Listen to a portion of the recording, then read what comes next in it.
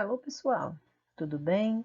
Aqui é a Teacher Laísa, trazendo agora para vocês a correção da semana 2 do volume 3 do nosso plano de estudo tutorado para o 8º ano do ensino fundamental. Let's go! Na semana 2, nós fizemos leitura de textos de cunho artístico, literário, e alguns contos.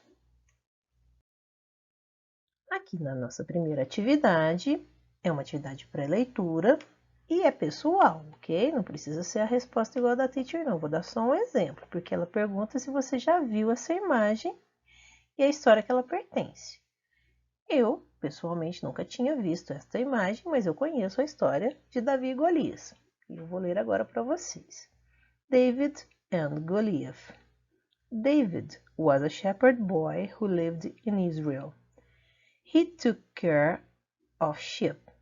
God chose David to take care of the Jewish people. David played the harp.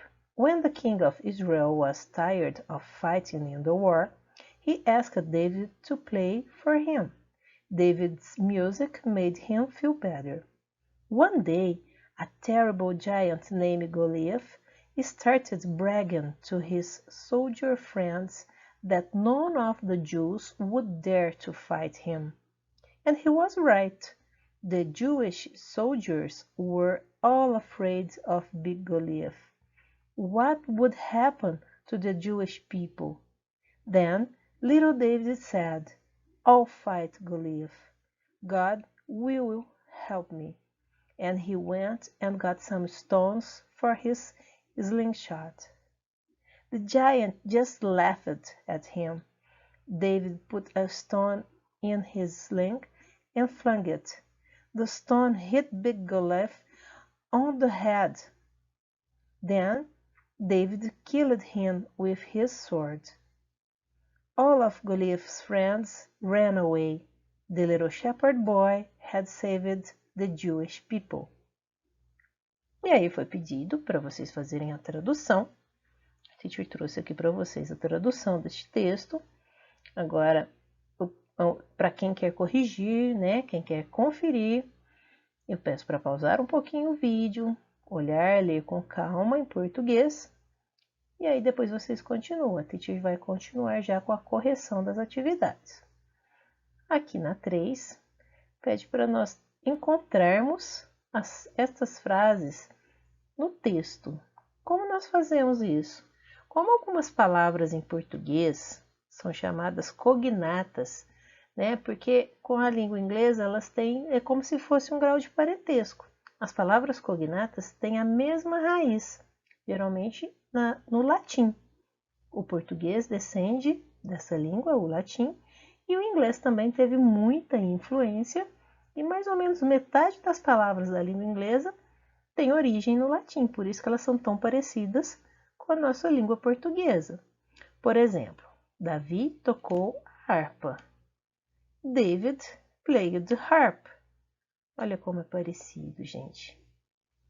Um terrível gigante. A terrible giant. Deixa eu procurar. Terrible giant. Terrível gigante. A música de Davi o fez sentir-se melhor. David's music made him feel better. Olha a music como é parecido. Estava aqui, ok? É por isso que às vezes não é tão difícil tentar ler um texto em inglês. Continuando, agora nós vamos falar das WH words, que são as palavras WH que a gente usa para perguntar em inglês. Aqui tem uma sequência, ó. A palavra de pergunta, o sujeito, que é de quem a gente está falando, um verbo e um complemento. Olha o exemplo. What country hosted the last World Cup? Palavra de pergunta, sujeito, o verbo e um complemento. Que país ou qual país recebeu ou sediou a última Copa do Mundo? Ok? E nós temos várias palavras assim de pergunta, WH words. E aqui tem a tradução delas. Who significa quem, what significa o quê? Which significa qual. When significa quando. Where significa onde. Why significa por quê, o porquê da pergunta. How significa como. E partindo dessas informações, nós tínhamos que organizar, né? As palavras estavam embaralhadas, nós tínhamos que colocar elas na ordem correta, fazendo uma pergunta e depois traduzi-las, ok? Então vamos lá. Na letra A, ficou assim: Which British actor won an Oscar in 2011? Qual ator britânico ganhou um Oscar em 2011? Palavra de pergunta. British actor é o sujeito, é de quem a gente está falando. Won é o verbo. E um Oscar em 2011 é o complemento. Na B. How many students are taking the exam? Quantos? Aqui a gente tem que juntar essas duas palavrinhas. How many significa quantos. Não estava aqui na tradução, mas é importante vocês saberem. Quantos estudantes estão fazendo a prova? C. Who lives in that house? Quem mora naquela casa?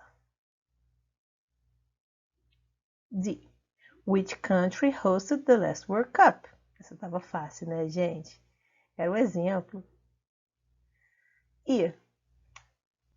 How many buses go to the town center? Quantos ônibus vão para o centro da cidade? Só lembrando, gente, que esse center está aqui escrito no inglês britânico. Se fosse o inglês americano, seria center. Era o E e o R aqui no final, ok? Estaria correto. Isso se chama variação linguística. E na última, na F, What happened to Bill last night? O que aconteceu com o Bill na noite passada? E aí, conseguiram acertar todas? Se for necessário, pausem, confiram todas as respostas de vocês, ok? A gente se vê na semana 3. Bye, bye.